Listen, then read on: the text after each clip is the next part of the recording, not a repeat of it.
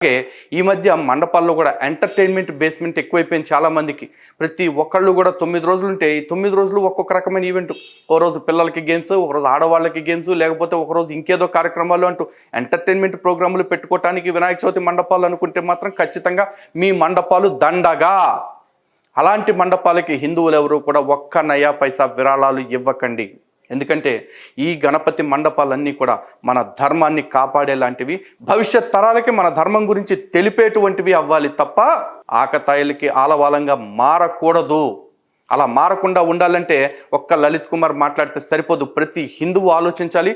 ప్రతి హిందువు నేను చెప్తున్న విషయాన్ని పరిగణలోకి తీసుకుని అలాంటి మండపాలు పెట్టే వాళ్ళందరికీ కూడా మీ సహాయాన్ని నిరాకరించండి. నిజానికి గణపతి నవరాత్రుల్లో మండపం 9 రోజులు పెడుతున్నారంటే ఆ 9 రోజులు పెట్టాల్సింది ఇలాంటి ఎంటర్టైన్మెంట్ కాదు. ఎందుకంటే 365 రోజుల్లో ఆల్మోస్ట్ 350 రోజులు ఎంటర్టైన్మెంట్ మీదే బతుకుతున్నారు.